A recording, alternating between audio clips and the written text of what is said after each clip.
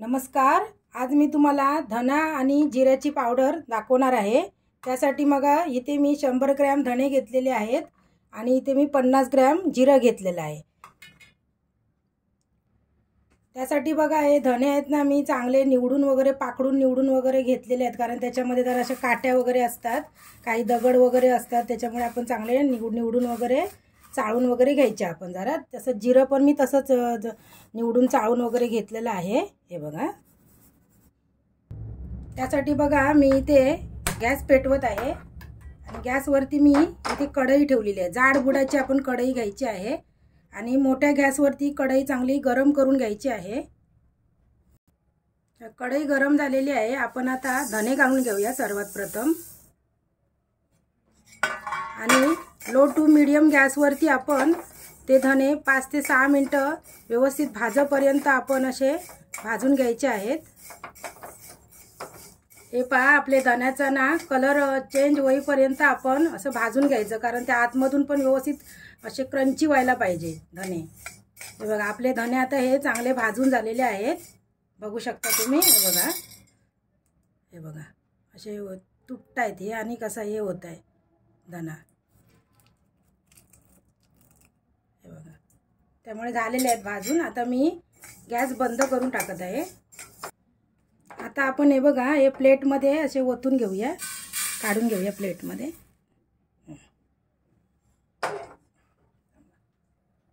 आता आपण गॅस परत चालू केला आणि आता आपण जिरं टाकून घेऊया। जिरं पण आपण लो टू मीडियम गॅसवरती भाजून घेणार आहोत, कारण जिरं कसं जरा भाजायला सोपं असतं, म्हणजे पटकन भाजणार आहे जिरं ते। धण्या आणि जिऱ्याची पावडर आपल्याला मार्केटमध्ये पण विकत मिळते, पण आपण जेव्हा घरी धण्या जिऱ्याची पावडर करतो तेव्हा ती आपल्याला शुद्ध अशी मिळते आणि व्यवस्थित त्याचं माप पण व्यवस्थित आणि सुगंधित होते, अशी वास पण त्याचा चांगला राहतो टिकून।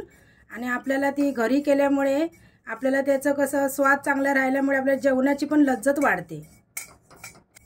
धण्या आणि जिऱ्याची पावडर आपल्याला कसं व्हेज नॉनव्हेज जेवणासाठी आपल्याला लागते। कधी आपण असं ताक बनवलं, ताकाला पराठे बनवले, कधी डाळीमध्ये, आमटीमध्ये, भाज्यांमध्ये धने जिरे पावडर ही आपल्याला लागते। आणि ते गुणाने थंड असल्यामुळे ते जेवण आपण तिखट काही पदार्थ बनवते बॅलन्स राहतं आपलं जेवण, आणि त्याचा स्वाद पण छान लागतो धण्या जिरे पावडरचा। हे बघा, असं भाजून घ्यायचं व्यवस्थित छानपैकी। हे बघा, मी लो टू मीडियम गॅसवरतीच भाजत आहे। कलर तुम्हाला दिसत असेल, थोडासा असा चेंज झालेला आहे कलर। तुम्ही जर माझ्या अजून चॅनलला सबस्क्राईब केलं नसेल तर तुम्ही चॅनलला माझ्या सबस्क्राईब करा। व्हिडिओ आवडल्यास लाईक करा, शेअर करा।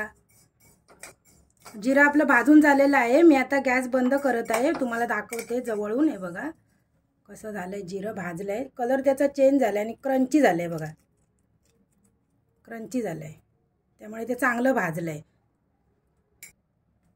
आता हे जिरं सुद्धा मी एका प्लेटीमध्ये असं टाकत आहे। आता हे धणे आणि जिरं थंड झाल्यानंतर आपण मिक्सर जारमध्ये वाटून घेणार आहोत। बारीक त्याची पावडर आपण फाईन पावडर करून घेणार आहोत। आता मगाशी सांगितल्याप्रमाणे 100 ग्रॅम मी इथे धणे घेतलेत आणि 50 ग्रॅम जिरं घेतलं। हे प्रमाण एकदम अचूक प्रमाण तुम्हाला दिलेलं आहे। तुम्ही जरी असं कधी पावडर घरी बनवली तर तुम्ही हे प्रमाण घेऊ शकता। हे पहा, आपले धणे एकदम थंड झालेले आहेत। आता मी हे जारमध्ये टाकून घेत आहे। हे बघा, मिक्सर जारमध्ये टाकून घेते।